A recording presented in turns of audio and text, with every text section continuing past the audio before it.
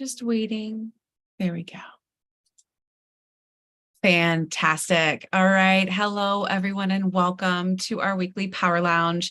This is your place to hear authentic conversations from those who have power to share. My name is Amy Vaughan, and I am the owner and Chief Empowerment Officer of Together Digital. We're a national, diverse, and collaborative community of women who work in digital and choose to share our knowledge, power, and connections. You can join our movement and become a member at www.togetherindigital.com. Today, I'm really excited because we're going to be talking about how effective, confident communication is a learned skill. This is something I think a lot of women, when we talk within our groups, whether it's an ask or a peer group, we often want to know, how can I make sure that I am being clearly heard, seen, and understood, from just whether you're just starting out in middle management, working your way up, or going into the realm of leadership. Developing communication takes practice, time, and effort. And how everyone is capable of achieving confident communication differs and varies. So I was really interested when Devin and I crossed paths. She is a leadership communication consultant and certified speech pathologist. She is the founder of My Coach, a professional development platform providing effective communication skills training to emerging leaders and organizations. Devin holds a Master's of Arts in Communication Sciences and has extensive knowledge in academic training in speech science, which I just found, again, fascinating. The science side of communication, bringing that into the active practice of learning how to communicate well. She is passionate about blending the artistic and scientific processes of communication in her training. She fully believes in the power of elevating our daily interactions through our words and our actions. Again, Devin, so excited to be here with you today to talk about this very interesting approach and kind of aspect to communication. So thanks. Yes. Thank you so much for having me. I'm really excited to be here. Fantastic. All right. So, when you and I met, we you set the tone by telling me that you started off as a speech pathologist. What led you to study speech pathology, and how has that background helped you in your coaching practice now? Yes, I love this question. I knew I always wanted to be in a very people forward, people facing type of, career and path. I just wasn't quite sure what that looked like for me. And, I just kind of heard about this field of speech pathology. I had looked into being a physical therapist, or, something just in the helping profession. And then I was very, very drawn to the medical aspect of speech pathology. And that's actually where I focused a lot of, my graduate studies and all of that. I went to a program that was really, really focused in on that medical and science and research focus of our field. And I did that for nearly a decade, working in the hospital setting. And to be a speech pathologist, you have to have a master's in a communication sciences type of program. And then you have to go on, and do a fellowship. So it's a lot of training. It's a lot of, obviously academic, work and studies and clinical hours and things like that. And, so really the good news is that speech pathologists are just innately positioned to be communication experts. And there's a growing number of us who are doing exactly what I'm doing the more corporate speech training.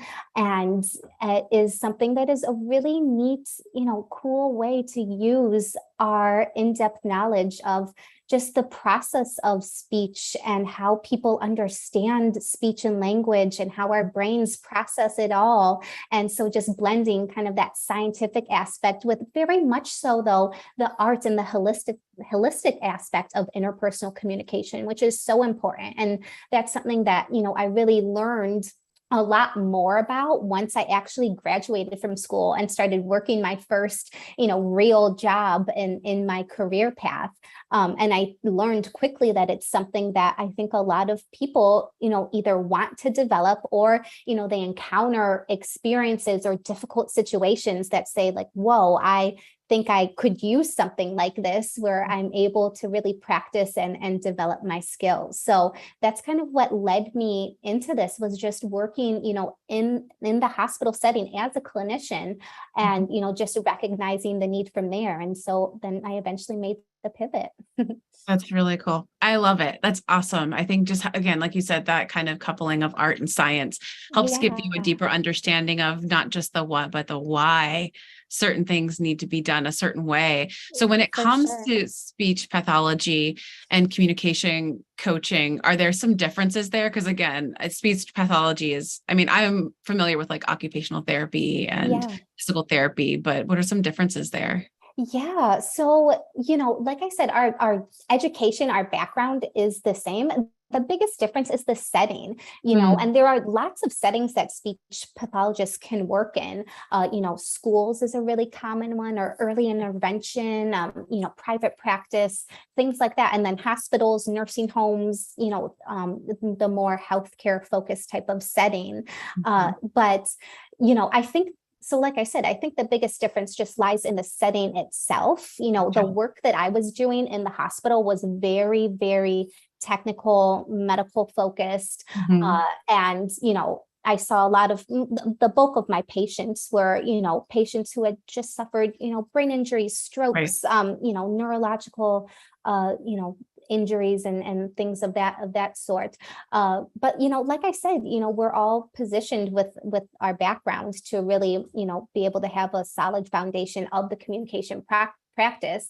And so now obviously I'm not as medically Yeah. involved, and my work is much different, but a lot of the underlying concepts honestly are the same. And two, just being a clinician at my core, still how I work with clients and how I approach, kind of getting to the bottom of what needs to be solved. It's very, very similar to my clinical work. Honestly, I draw a lot of similarities from that, which I think too really helps to allow people to see their own transformation and to really be a part of their goal setting and their plan to get them to Mhm. where they want to be. So I think my clinical background really helps with that. That's so interesting. So in what ways do you work with your clients to help improve their communication skills then? Yes. So I do a lot of, one-on-one work. And, Mhm. kind of like I said, with that, I do take, more of a clinical, evidence-based approach and things that I teach, but also blending that, like I said at the very beginning too, with very much so the holistic side and I get baseline data through a initial assessment, you can call it, or evaluation, I guess you could say as well, and use that to come up with a plan in conjunction with the person that I'm working with, just to make sure that we're really focusing on the areas that are most important to them. So that's how I like to approach it. But then, even taking it a step further, the goal of when I'm working with people is to ultimately be able to carry it over into their professional lives and even personal lives too, if that's Mhm. something that's important to them.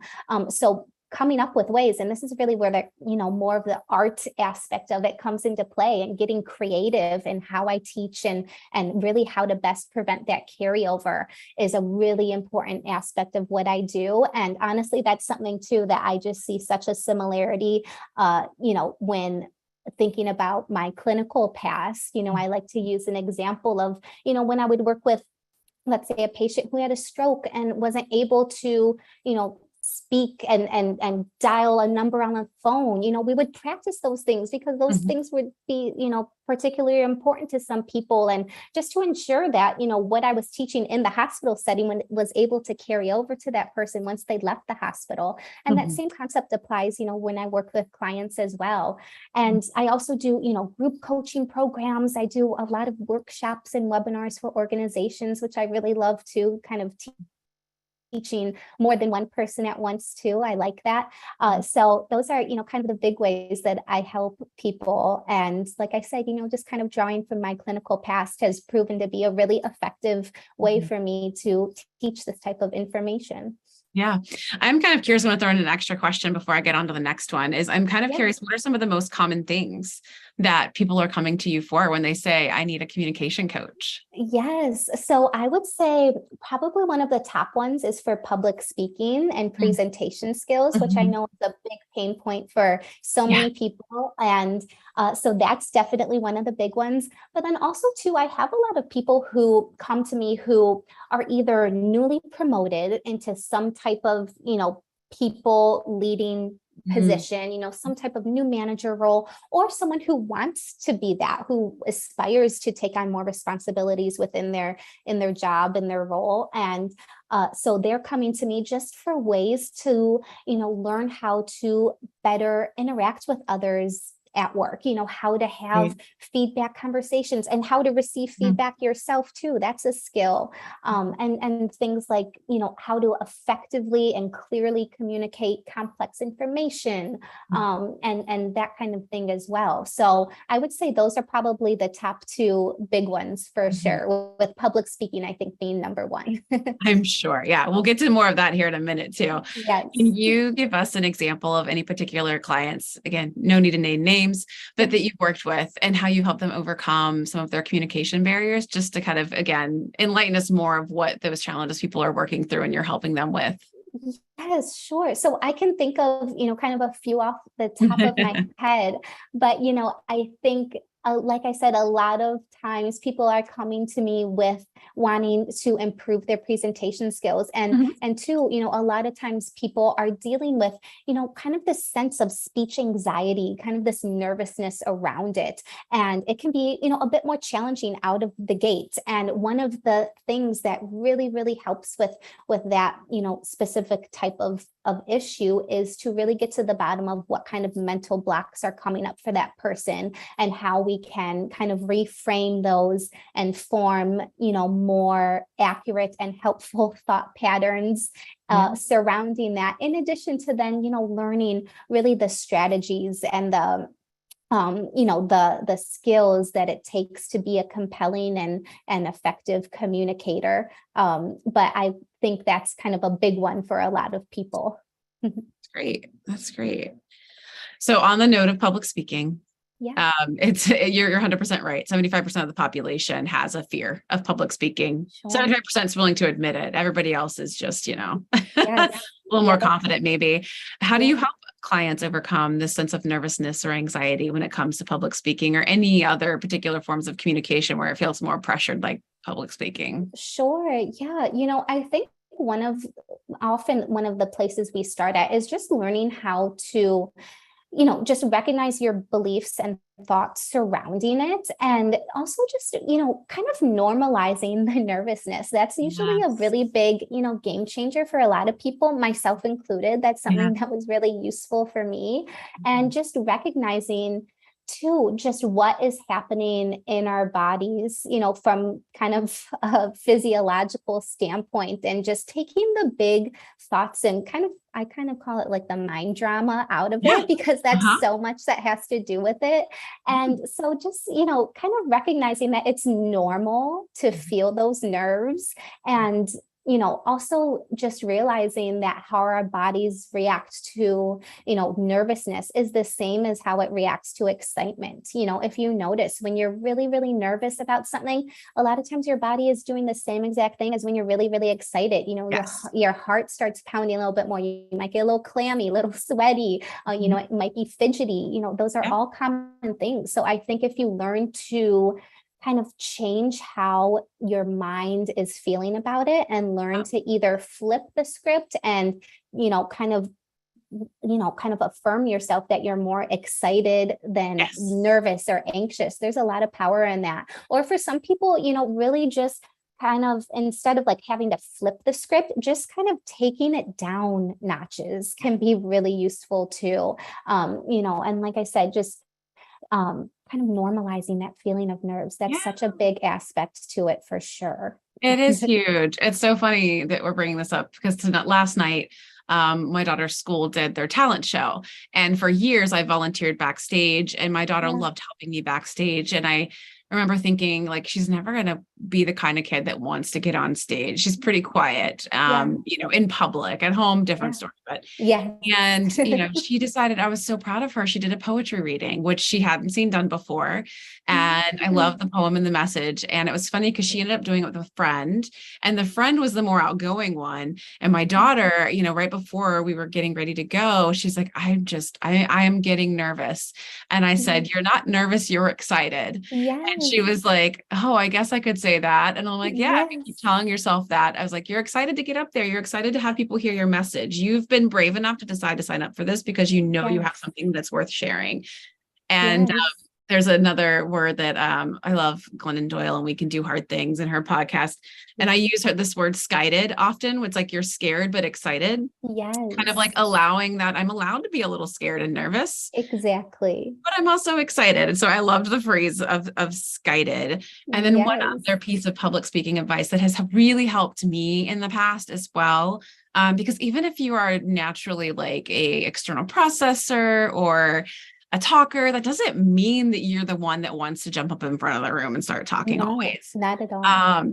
And for me, I was at this really awesome program called Heroic Public Speaking, and the teacher in that class had told us, it's not really about you. I was like, yeah, I like the sound of that. I don't want it to be about me.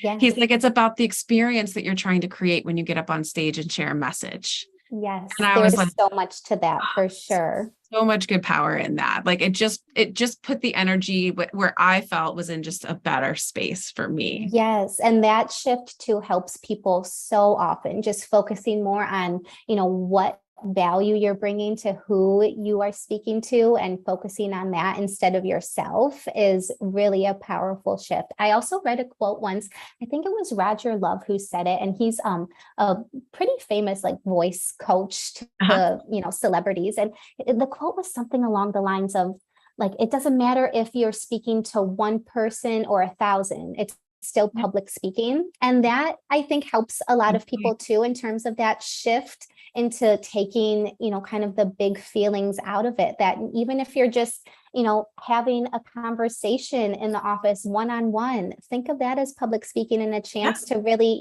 kind of get, your practice and training in and even outside of work. So I think that's just a great, kind of mental practice for people to keep in mind for sure. But I love those examples you brought up because it's so true. Yeah, really helpful. And I was just surprised because the more outgoing friend was more nervous and Claire was more like ready to go and focused. So I feel like she really took that to heart, the whole idea of being excited. So it was really awesome to see. Yes. Proud I mama. love that. Yes, I love that. That's amazing. So what are some common misconceptions about communication coaching, and how do you address them with folks when they kind of come to you? Sure. Well, I feel like we kind of provided a very natural segue because I think one of the biggest misconceptions out there is that you have to, be a certain personality type in order to be a good communicator. And that is, really just not true. Introverts, extroverts, whoever, they alike can be really, really effective communicators. And, it just is a matter of taking and just understanding that communication is a learned skill, and to do it effectively and to do it in a way that's really, compelling, setting aside those preconceived notions as to, who naturally has it and who doesn't, that's something that's really, kind of a misconception about communication. And I think in fact, often, the most effective communicators are the ones who are able to deliver a really powerful message in a concise way, as opposed to, communicators who go on tangents and kind of go on and on and on. That's when you lose people. So I think, being able to, kind of understand that that mental block that I hear so often, like, I'm just not a natural communicator, I'm introverted, it's something that a skill that everybody can learn, and I like to use myself and as an example, because I am not an extroverted person at all. I like to recharge alone. And, that's just kind of how I am. And I used to be somebody who was terrified of even doing something like this. And, I just like to use myself, because it is possible to really, really develop the interpersonal skills that help you to communicate messages that are important to you. And that's kind of the root at communication in general, is just creating that genuine, authentic connection. So that's, the core of it, I think. Yeah, I love that. It's such a great point because it is one of those things where people do tend to have a negative self-talk. Is that Yes, when I'm going to speak, nobody is going to care and listen, and or I can't be an effective right. or compelling speaker. It absolutely takes practice. The first time is always scary. The Yeah, 100th time, not so much. yeah, I always laugh when people tell me, "Oh, Amy, you do such a great job when you come and you speak and blah blah blah blah." And I'm like, "Well, I've done like over 200 podcasts, yeah, webinars, virtual events. It has taken practice. It's yes, taken time and energy. I did not walk right. into this being able to do this very well. And I still feel like there's plenty of room for improvement. But the fact of the matter is I've had a ton of practice at it at this Yes, point. yes, I Thanks to love COVID that. especially. So it's Yes. such a great point. It's just one of those things that it's not that you can't do it. It's like you're just not there yet. Yes, You're not there exactly. And that yet. doesn't mean you can't get there and can't develop it. Yeah, I love that. So what are some ways that you like to stay up to date on any kind of communication techniques or trends? Obviously, outside of like your science background, what else is there? Yeah, so I follow and read a lot of books and podcasts around the topic. One of my favorite podcasts is Think Fast, Talk Smart by Matt Abrahams. He's out of Stanford and he is wonderful. And just has loads of just experts on there who give some really, really actionable, tangible advice that's rooted in evidence, which I love. And also, too, I'm a part of a professional community made up of corporate speech therapists like myself, and there's professionals in that community that have all different levels of experience.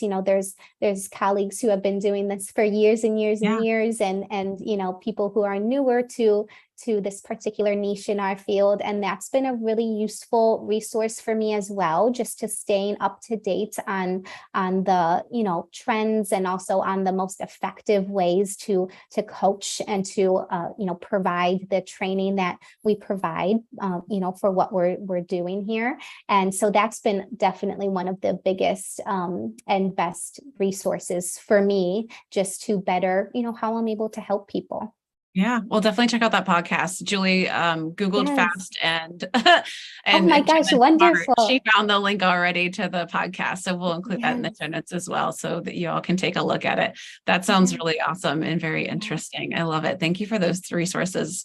Yes. Um, I was trying to think. I have one more thing I wanted to talk to you about too, Yeah. before we get into the other questions, because I'm kind of curious about like I had never heard of this before. I just started reading Gretchen Rubin's Living in Five Senses. I don't know if Yeah. you've seen it or read it yet. It's Yes. Yeah. so good. Yeah. I'm just at the seeing part. So I'm very early in the book, and I was just floored by the McGurk effect, which is that instance where what we see dominates what we hear.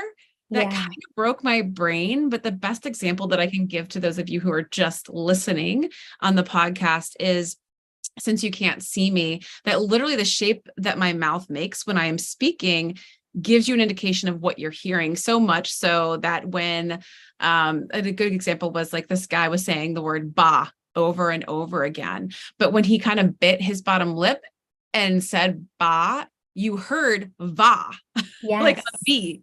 And I Yes. was like, and then even once you're aware of it, you can still hear va. You don't hear ba. Yes, I'm like, what is happening? yes, yes. And that's so funny, because that is a lot kind of similar to the work that I did in my graduate studies. I worked in a speech science lab, and we actually studied the tongue and oromotor patterns, and then how people perceived that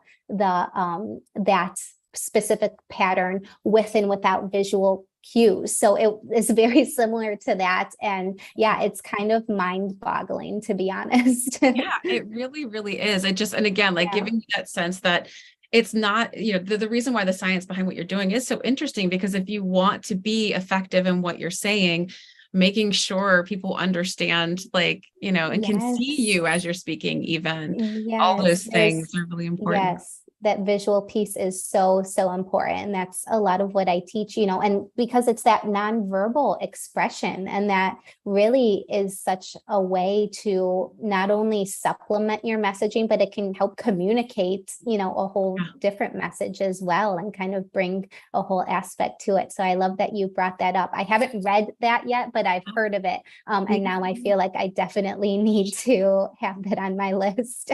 Yeah, it's been really great. I love anything to read that brings me into here and now. So Yeah, Bittersweet by Susan Cain was great for that, because it was kind of yeah, about the bittersweet aspect of life, like how yeah, like longing and loss are actually a part of how we live. And I yeah, just really loved that. I guess I've always been maybe a bittersweet person. And about this yeah. book with Gretchen, it's, she very early on in the book tells you that she's at an eye doctor visit and is basically has the potential of losing her sight, because of the drasticness of her Wow. farsightedness or nearsightedness. I can't remember which. And so she's like walking home, and as she's walking home, she realizes all of her senses are so keyed up that she becomes so fascinated by it. So she kind of sits down and breaks each sense down from her own Wow. personal experience, but also from like a bit of a research standpoint. So there's just, again, like I said, a lot of interesting science behind Yeah, not just what we hear, but what we see, what we feel. Um, totally. that I just was like, I love it. Every time I pick it up, I'm like, I feel the pages between my fingers. I'm really looking at Yes, what's isn't around me that while I'm funny? reading it, because Yeah, you're just that's doing it. wild for We do a sure. really good job of just being up here in our head all the time versus actually feeling and seeing and tasting and smelling. So yeah, Yes, there great is book. so much to that. I love that. Highly recommend it. Awesome. So when it comes to coaching, what are some ways that you measure success? Yes. So, like I said, a bit towards the beginning, doing that kind of baseline assessment that I do is really important in terms of gauging, not only how somebody feels about their ability to communicate, but Right. actually, kind of the goals that they're achieving and how they're implementing what we're learning. So that's kind of how I measure that. And I do a closing assessment too, just to ensure that really we were able to target what it is that is important, and that is the most effective way to, like I said, really promote that carryover into this person, my client's actual daily ins and outs of their job and their lives, really. So I think it's not only measuring how somebody feels about it, which is a big piece really Mhm. when we're thinking about communication, but also just how they're able to apply the knowledge, the skills, the strategies, and really help have that carryover into their lives. That's the biggest piece of it too, is just making sure that they're able to ultimately take what we learn and then go run with it and apply it. Put it into practice. Is that interesting to see? Like, how realistic are folks normally when they're kind of self-evaluating their skills? Yeah, it's funny. I feel like, I get a lot of people who are really, pretty good about it. And Mhm. one thing too that, I really do teach on is the aspect of self-awareness, and, kind of really tuning into that and becoming a lot more keen on, identifying areas and particular instances, situations, getting very specific about it. So that's part of things that I end up teaching a lot of times. But yeah, it is funny kind of sometimes where there is a little bit more of a mismatch. And that just means, that's something we need to explore and kind of dig into a bit more. But a lot of times, with in conjunction with what I'm teaching and all of that, that self-awareness and reflection piece is something that is kind of intertwined into our sessions and things of that nature, which is very useful in terms of, especially at the end, and being able to then, kind of reflect on what has been learned and how to apply that, as we go on. So it definitely plays a huge role. Yeah, yeah. That's so interesting. I was going to say, one thing I'm always highly conscious of and almost self-conscious of is because I was told from a young age, and even as an adult sometimes, I am a fast talker. I tend to run words together rather than enunciate. And I get Yeah. super self-conscious about it when I am, especially in the room, communicating and talking with people who English isn't their first language. I'm Yeah. going to ask for some on-the-spot coaching. Devin, what are Yes. some tools, some tips, some tricks? I get excited. My brain goes faster and my mouth goes even faster than Yes. that. Yes. And people look at Yes. me like, what did she just say? Yes. Well, I think first off, something that strikes me here is that you are tuning into other people and kind of what their, body language is telling you, Mhm. which is that is one of the most powerful, kind of forms of feedback that you can have. And so just being very super attuned to that and recognizing, kind of when you see people, either, really not responding or, it's kind of a trigger, kind of a light bulb moment, like, oh, like maybe I am, kind of going a bit, too quickly and they're not able to readily understand. So, kind of tuning into what other people are doing with their body language and all of that is probably one of the best indicators for you as the speaker to be able to then say, like, oh, I think I need to slow it down here so that people can best comprehend, what it is that I'm saying. And two, I am a visual person and I as well, can be a very fast talker. And something that I find very useful is to literally give myself visual reminders. So if I am in front of a group or if I am, kind of they're doing, something like this, I will write on Post-its like slow, slow, like I put it everywhere because that's what my brain needs. Some Yeah. people don't need that. But I think it just depends on the type of learner that you are. And, same with your communication style, kind of what fits.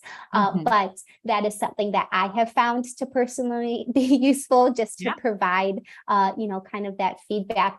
And two, a lot of it too, I think comes from practicing. And there is so much power in practicing, presentations, meetings, things like that ahead of time. And especially doing it either in the mirror or recording yourself, which I know can be uncomfortable for some people, but that is a really useful way to really then intentionally practice how you're delivering, whether it's presentations or, even just on a conversational level, just kind of getting more in tune with what you are actually doing as the speaker. So there's a lot of power in getting that biofeedback, by watching yourself back or even just in the mirror too.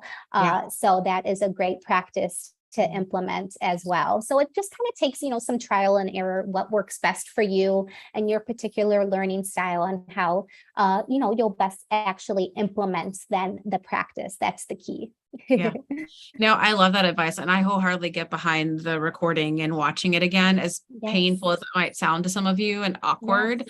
It really does give you the best ability to kind of just objectively view what you're doing. And I have found too, having been somebody for years that did not practice speeches or talks that now does, it also helps me slow down because when I'm writing it, whatever I'm saying, I might not be saying things word for word. It's not about that memorization necessarily. Right. But I know when and where I want pause for emphasis. Yes. And if I'm just running my mouth and not saying anything that I've practiced, I'm never going to slow down. I'm never going to have those intentional moments that bring people back to me. Or to have that lingering effect when I make a really bold statement and then I pause. Yes. I love right. And I love that you brought up pausing because that is such an effective tool and strategy to use, especially for fast talkers. Kind of having that pause in there kind of forces you to take a breath, take a break, and really give that moment for impact before you continue on. And it's really useful for a lot of people, but I find especially for those who tend to have a faster rate of speech, it's a really powerful tool. So I love that you brought that up. And then Leah, one of our live listeners right now, had just shared that Teams has a new option called Speaker Coach. It will remind you if you're talking too fast. Oh my gosh. Leah, I'd be like, that's like getting that. I don't know if any of you had that red, yellow, green, like traffic light in your lunchroom when when everybody get too loud and it would go off.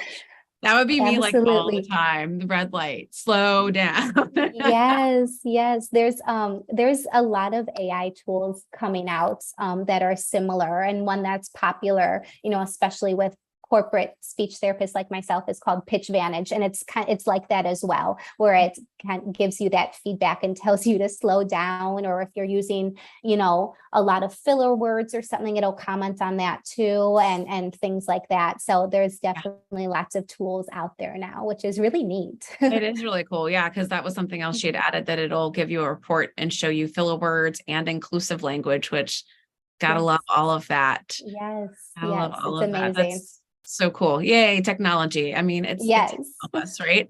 that's We did right. have one question come through, and we kind of touched on it a little bit, but I do want to make sure that we give it some additional time focus if Sure. there's something we didn't touch on. What advice do you give to people when the audience is not engaged or does not seem to be interested, whether that's 1 or 100? We kind of touched on the pause. That's, Yes, seems like a good yes. strategy, but is there anything else you'd recommend? Yes, I think the pause is very powerful. I think too, having participation, finding ways to engage them in what you're speaking about can be a really great way to kind of bring people back when you're kind of yourself getting that feedback like, oh, I'm losing people. So yeah, I would say, find a way, get creative, even on the spot, to just, show a raise of hands, or, pull people really quickly, or just find a way to get people involved is a really useful way to kind of bring everything back up. And two, especially if you're speaking in person, there is, there's a lot of that's like, one of the great ways to really bring some dynamics to your presentation. And what I help people learn is how to use really your body language in a way that does bring more of a dynamic and kind of 3D quality to your presentation. And using movement is one Yeah. of the greatest ways. How I like to think about it is to pretend like there's an imaginary arc in the room, and you start at the middle, and then kind of make your way around the arc to the left, and then make your way around the arc to the right, and then come back to that center point whenever you're making a really powerful statement or have a main message that you really want to convey. That is a great way to kind of liven things up and bring a little bit more of dynamics, as opposed to just kind of firmly planting in one space. And two, Right. that one kind of has kind of simultaneous benefits too, but especially if you're nervous, that's a great way to kind of get some of those nerves out, is by using Yes. movement, since adrenaline is pumping and that's meant to move you. So use that movement to your advantage, by not only then it'll help relax your body, but then two, it's a great way to just, really connect with who you're speaking to and your audience. And two, kind of going with that eye contact, that can be, kind of an overlooked way, but it really is important in terms of making a statement, making a message, really, kind of pointed. And what I recommend is, kind of 1 to 2 sentences is what we want to think of when thinking about eye contact. So maintaining eye contact with one person for 1 or 2 sentences, and then moving on, and and so on and so forth. But that is a great way to connect with people and to kind of bring a little bit more personality and dynamics. And two, storytelling. Sorry, I'm kind of going on, but Oh, you're there's like fine. so many I'll things pop that it are again. coming to my mind. But storytelling is such a great way too to bring people back, in case you notice that your listeners are kind of wandering a little bit in terms of their attention. But just by telling a simple story, it doesn't have to be anything crazy, or anything super profound, but that is a great way to not only help illustrate your message, and to kind of communicate in a more approachable way. But also then when you're storytelling, it just kind of naturally brings out, more facial expressions, kind of more personality to your verbal expression. So that's definitely a great tool as well that I would recommend. Yeah, I agree. I love that.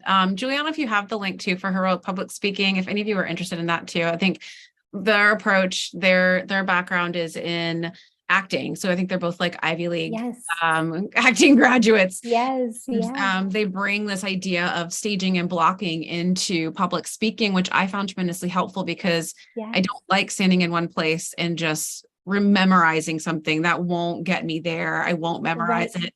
Yes. Or if I do, it's only going to be for so long. So the blocking and Yeah. staging and actually creating movement that kind of is like a choreography for what Yes. you're speaking about is really helpful, so that even if you kind of get stuck for a moment, you remember your stage direction, and then all of a sudden you remember what you're supposed to say next. Yes, yes, I love that. And it's so true because, public speaking is really a chance. That's what it is.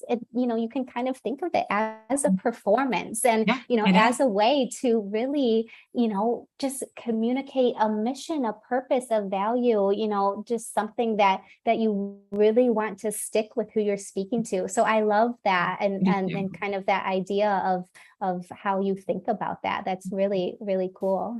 And your point too of like how it helps with that excess nervous energy, because if you don't, what people end up doing, they end up swinging their arms, they shift their Yes, feet, they bounce side yes. to side, and that's distracting for anybody Yes, it listening. gets so distracting too. Absolutely. So, yeah, when you stand in one place, you tend to just get fidgety. And that's why, all this virtual speaking has been challenging for people because you are sitting in one place, which kind of can bring, some challenges that go with it. But there are ways, to use your body language, use your posture, your hand gestures, and things like that to really help make, even virtual speaking a bit more natural as if you're in person. Mhm. Oh, exactly. I agree. And I was also wondering too, what you thought about speaking quieter. I feel like sometimes when I want people to listen, like my kids especially, instead Yeah. of yelling, I'll start getting, they're like, because when people whisper, we like, what we want to hear They what's going lean in. Yeah. Yeah. No, that's a really cool trick to use, if on. you are really wanting people to lean in, that's kind of the point of it.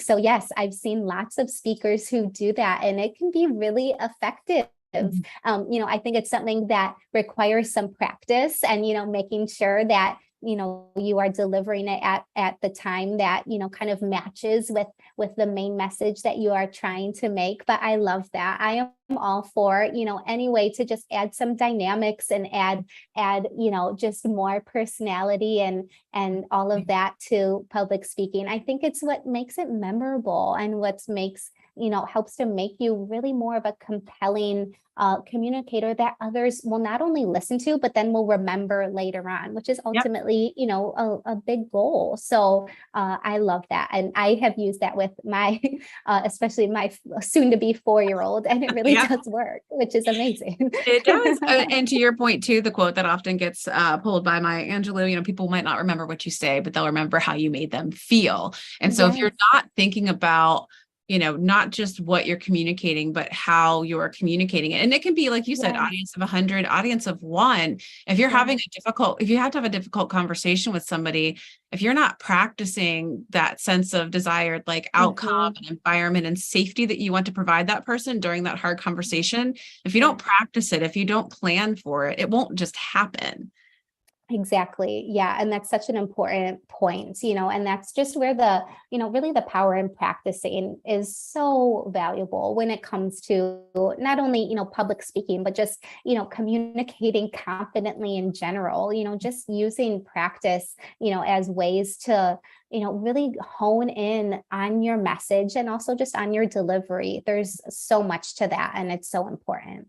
Yeah, absolutely. I was just wondering like what advice and tips that you had, because it came through as another question as well, is when you Yeah. do have difficult or hard information to deliver that's not likely to be well received, kind of Yeah. what are some kind of quick tips that you might have for folks that are dealing with that?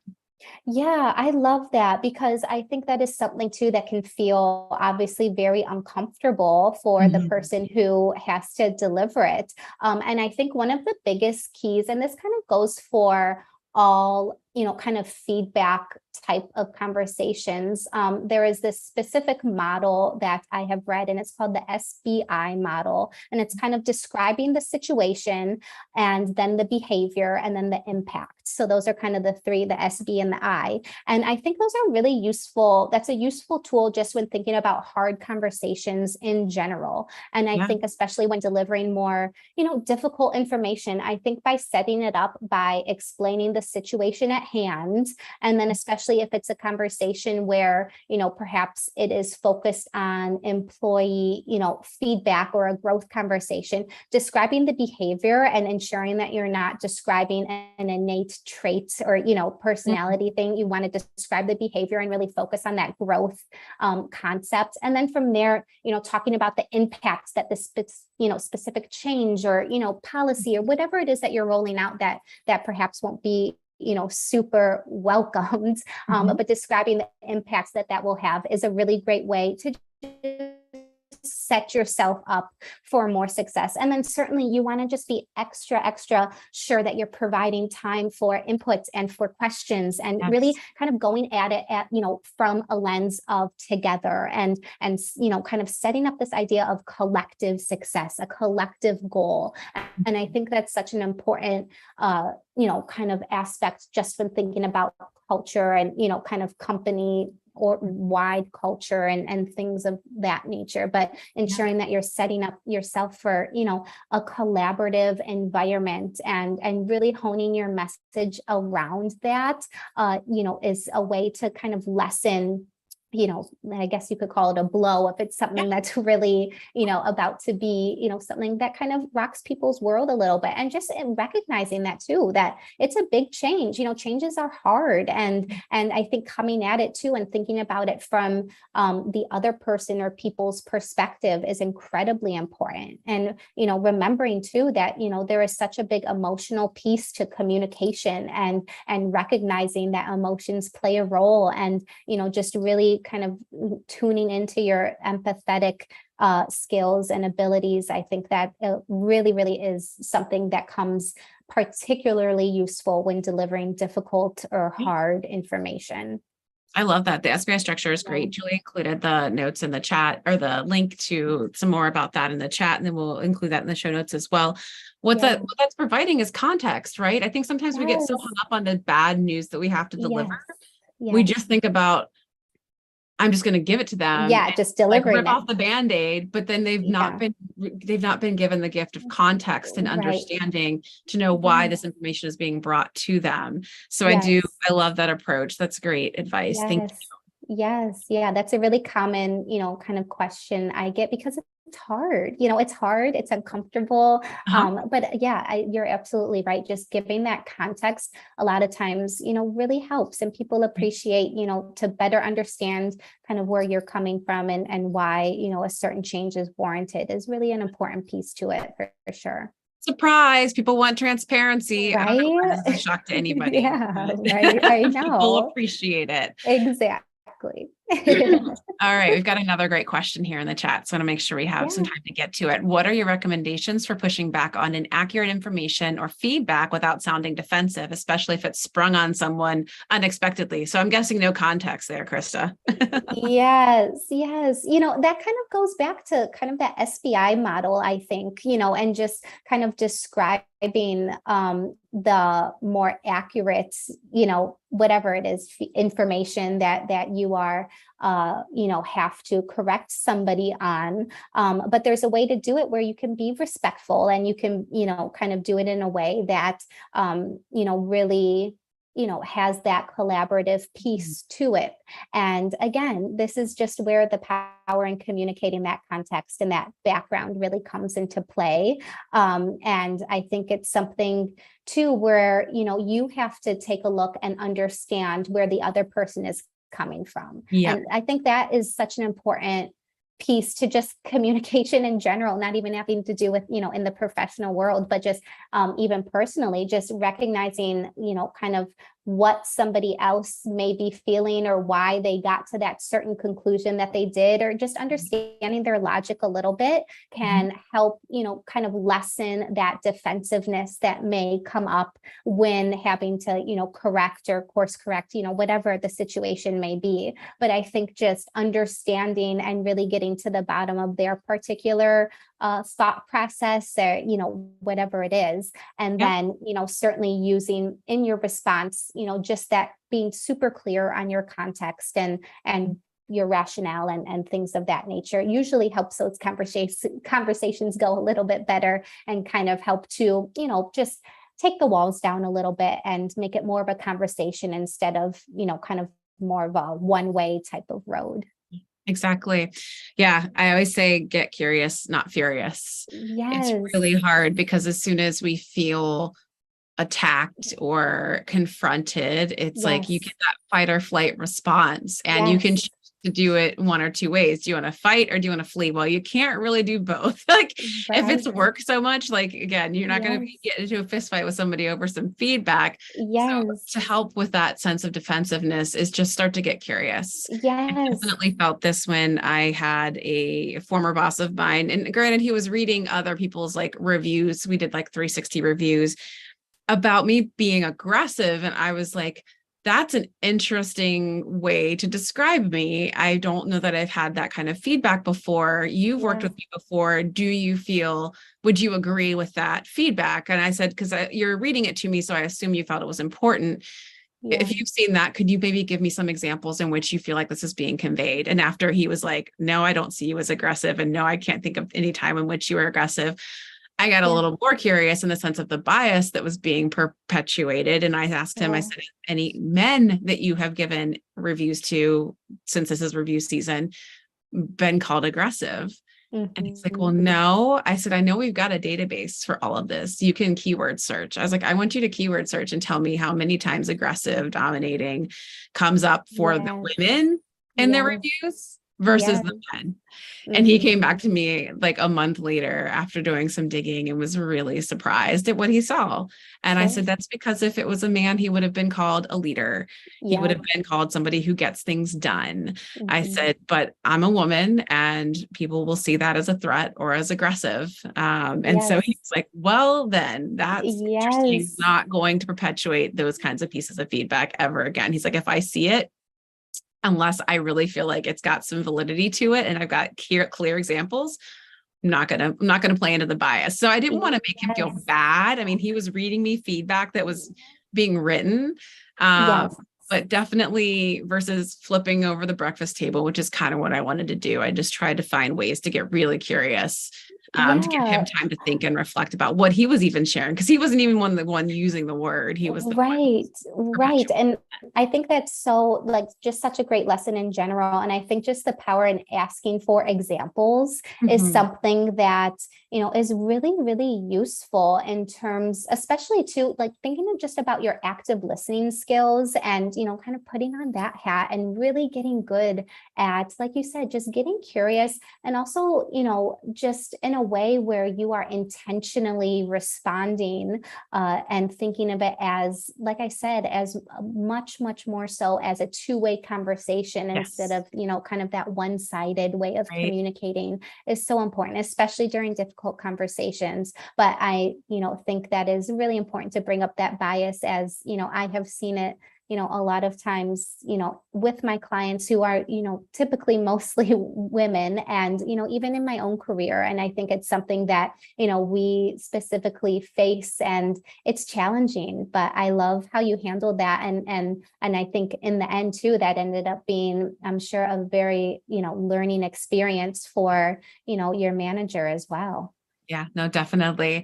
definitely changed his perspective on things. This is a great Yeah. final question that I'm going to ask because I'm Yeah. glad Leah brought it up. I feel like we should have had it in our list of questions, but that's why we have you listening live audience here with us.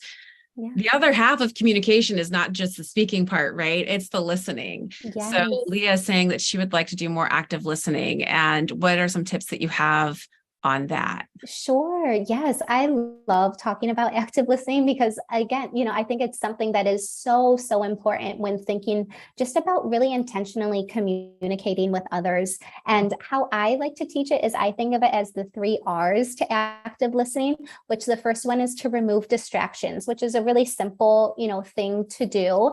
But just giving that undivided attention to somebody just, really sets yourself up to be able to better, take in new information and to really, be able to serve as, someone who is participating in the conversation. So removing any distractions that may be present is a really important step. And then from there, you also want to really, really get good at removing and withholding and remaining open to new ideas. That's the second R, is remaining open and kind of, just being sure that you are fully listening to somebody as they're speaking, and trying hard to withhold that initial judgment pass or that initial critique, that kind of comes to mind right out of the gate. Or, I know a lot of people, myself included, tend to think of responses in their head as the person is talking, but really practicing kind of withholding that and just giving the person the floor and fully taking in,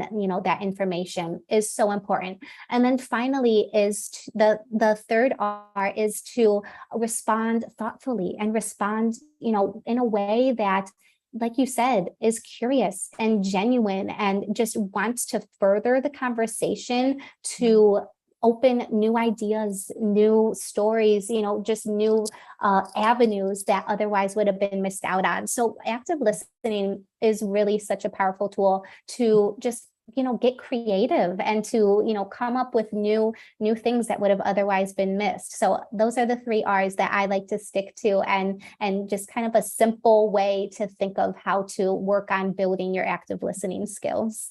Love it. That's fantastic. I love those frameworks and R's and any acronyms that help me to remember. Just so it Yes, sticks. It's got yeah, that stickiness.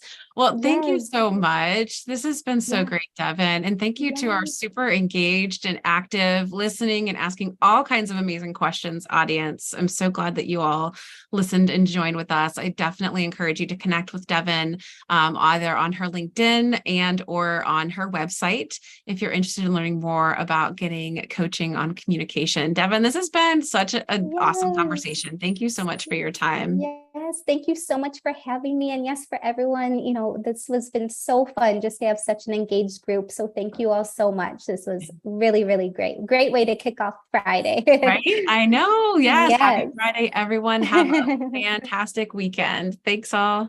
All right.